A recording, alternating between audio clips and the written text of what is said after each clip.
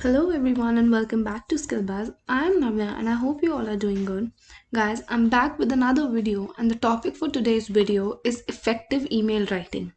अब भले ही किसी भी फील्ड में जाएं, B it finance, B it marketing या आप कुछ भी काम कर रहे हो, ईमेल राइटिंग आई बिलीव हर किसी को ही आनी चाहिए क्योंकि हर फील्ड में ये बहुत ज़्यादा इंपॉर्टेंट है। हर किसी को ईमेल्स भेजने ही पड़ते हैं। तो आज हम देखेंगे कुछ ऐसे टिप्स जो बहुत ज़्यादा इफेक्टिव हैं ईमेल राइटिंग में, आपको हेल्प करेंगे एंड क्या ऐसी चीज़ें हैं जो हमको अवॉइड करनी है बिल्कुल।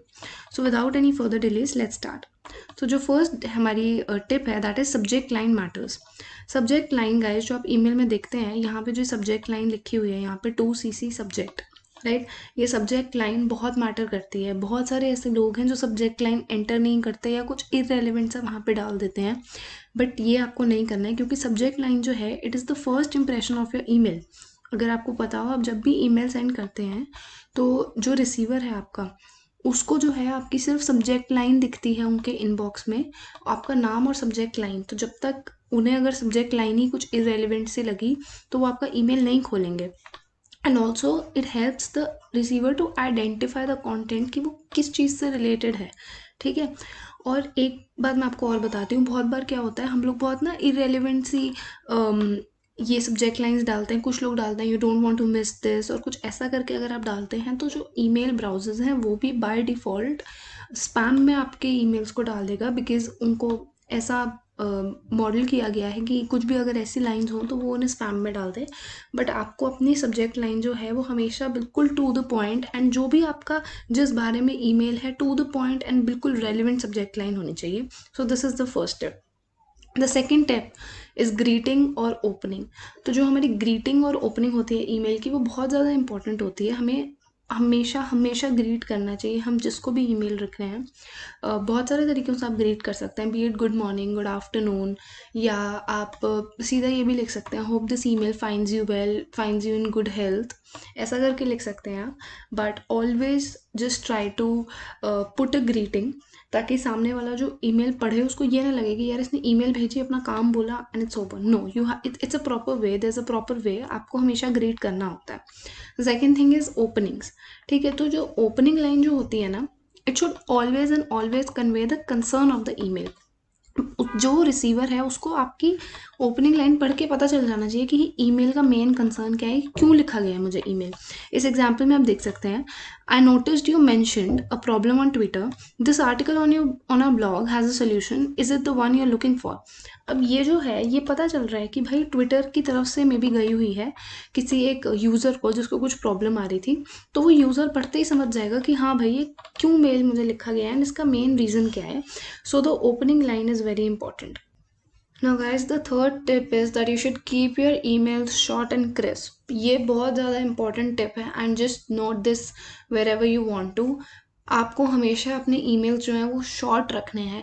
किसी के पास भी इतना टाइम नहीं है कि अगर हम मान लो हम 10 पैराग्राफ्स लिख के भेज रहे हैं, किसी के पास टाइम नहीं है वो 10 पैराग्राफ्स पढ़ने का। आपको हमेशा टू द पॉइंट बात करनी है, बहुत ज़्यादा एक्सप्लेनेशंस नहीं देनी है, बहुत ज़्यादा चीज़ें नहीं लिखनी है, because you have to value the time of your reader. आपको छोटे और क्रिस्प ईमेल्स लिखने हैं। Just look at this example, it says hi John, unfortunately we haven't been able to connect, would you be able to provide me with a better time to reach you? I do want to make sure that I can get you the right resources to support your CRM evaluation. Hope to hear from you soon. अब आप ये देखो, इन्होंने इतनी सी ही सिर्फ 4 lines में इन्होंने सब कुछ लिख दिया कि प्रॉब्लम क्या है, मैं कनेक्ट नहीं कर पा रहा था आपसे, मैं चाहता क्या हूँ, I want to connect to you, आप मुझे बता दो कि क्या टाइम होगा, मैं आपसे जब बात कर सकता हूँ आराम से, और रीज़न क्या है बात करने का, to support your CRM evaluation, I hope to hear from you soon. Ending line भी दे दी। इतनी शॉर्ट ईमेल में इन्होंने सिर्फ 4 लाइन में पूरा, he has explained that why the email is there and whatever he wants to say in just 4 lines. So there is no use of writing 10 paragraphs because no one has the time to read it. You have to keep your emails short, and बहुत ज़्यादा लंबी emails लिखने से भी ना ये होता है, जो रीडर है हमारा ईमेल का उसका इंटरेस्ट लूज होता है। आप खुद सोचो, आपको अगर मैं 10 पैराग्राफ पढ़ने को दे दूंगी, you also want be interested in reading that, right. और एक और भी चीज़ होती है कि अगर आपके पास इतना ज़्यादा कंटेंट है अगर ईमेल में लिखने के लिए, even be it 4 to 5 paragraphs, तो आप ये बात हमेशा समझना कि आप उसमें कुछ चीज़ें ऐसी हैं जो इरेलीवेंट ही हैं। तो आप जितनी छोटी ईमेल बनाओगे एंड जितना टू द पॉइंट लिखोगे, the more it is better for you. So this is the third tip. Now let's move on to the fourth tip. The fourth tip says that never use emojis and capitals. ये एक बहुत ही general etiquette है emails लिखने में. हमें कभी भी फॉर्मल ईमेल्स में, जब तक आपका कोई बहुत क्लोज फ्रेंड ना हो जिसको आप ईमेल लिख रहे हो, आप इमोटिकन्स यूज़ नहीं करेंगे ईमेल में. This is not a WhatsApp message जहाँ पे we can put emoticons. That is not right. We are not allowed to put any emoticons, क्योंकि बहुत फॉर्मल ईमेल है, आपको फॉर्मल तरीके से लिखना है. एंड बहुत ज़्यादा ना सेम पीपल, लोग बहुत ज़्यादा पंचुएशन भी यूज़ करते हैं. इतना ज़्यादा पंचुएशन भी नहीं यूज़ करना, एक्सक्लेमेशन मार्क्स एंड ये सब यूज़ करने की ज़रूरत नहीं है. आपको नॉर्मल एकदम एक फॉर्मल इंग्लिश में आपको ईमेल लिखना है. सो this is the thing. And the other thing is Capitals. Don't use all caps. अगर आपको पता हो ईमेल एटिकेट में, अगर आपने पूरा ईमेल कैपिटल्स में लिखा है, that means you are shouting at the other person. जिसको आपने ईमेल भेजा है, आप इधर you are angry at that person और you are shouting at that person, so it displays that. तो कभी भी पूरा ईमेल जो है आप वो कैपिटल्स में मत लिखिएगा. यहाँ पे ये देखिए, dear Mrs Smith, I can't possibly get my essay done by Friday, there is just not enough time for me to get it done. अब हो सकता है ये जिसने भी लिखा हो उनका मोटिव हो सिर्फ एक अपना कंसर्न आगे रखने का, बट इन्होंने क्योंकि इसे पूरा कैप्स में लिखा है, it is displaying that this person is shouting at the reader. तो आपको ये कभी भी नहीं करना है. So this is the fourth tip. Now let's move on to the last tip. This says the closing. Closing line बहुत ज़्यादा इंपॉर्टेंट होती है. जितनी इंपॉर्टेंट हमारी ओपनिंग लाइन है, उतनी ही इंपॉर्टेंट क्लोजिंग लाइन होती है. पीपल ऑफन फील कि भाई हमने ओपनिंग लिख दी, क्लोजिंग इतनी इंपॉर्टेंट नहीं है. ऐसा नहीं है. आपको क्लोजिंग लिखना भी इक्वली ही उतना इंपॉर्टेंट है जितनी ओपनिंग लाइन होती है. एंड व्हाट हैपन्स इज, आपको जब आप एक अच्छा और एक पॉजिटिव एंडिंग देते हो ना, तो it leaves a positive impact on the reader as well. So it is very important. तो कुछ एग्जांपल्स हैं यहाँ पे. If you are making a request, let's say आपने अपने ईमेल में एक रिक्वेस्ट करी है किसी से, तो आपकी क्लोजिंग लाइंस हो सकती हैं, thank you for your time, thanks for your consideration. या इसकी जगह आप ये भी लिख सकते हैं, hope to get a positive response from you. आप कुछ ऐसा करके एक, जब आप रिक्वेस्ट कर रहे हो तो आप ऐसी क्लोजिंग्स लिख सकते हैं.